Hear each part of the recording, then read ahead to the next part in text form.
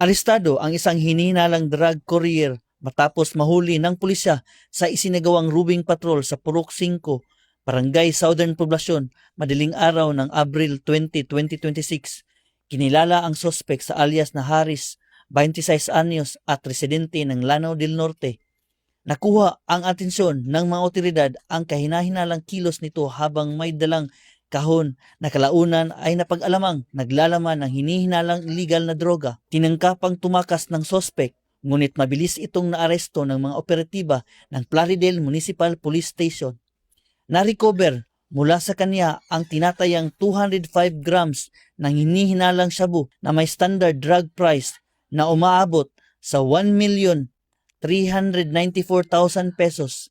Kabilang din sa mga nakupiska ang mahigit 40 sachet ng hinihinalang shabu, isang karton na lalagyan, cellphone, mga bag, wallet, relo at 1,500 na cash. Kasalukuyang nasa kustodiya ng pulisya ang sospek at nahaharap sa kasong paglabag sa Republic Act 9165. Patuloy naman ang investigasyon upang matukoy ang pinanggagalingan at posibleng koneksyon ng sospek sa ilegal na operasyon ng droga.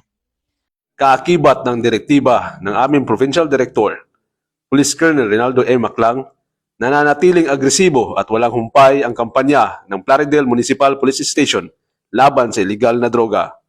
Hindi kami titigil hanggat hindi napapanagot ang mga sangkot at mapapanatiling ligtas ang ating komunidad.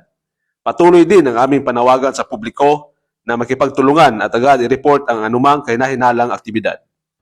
Mula dito sa PRO 10 Misamis Occidental Police Provincial Office, ako ang inyong Police News Network Correspondent, Police Corporal Riwel Gildayo, alagad ng batas, tagataguyod ng Balitang Pulis.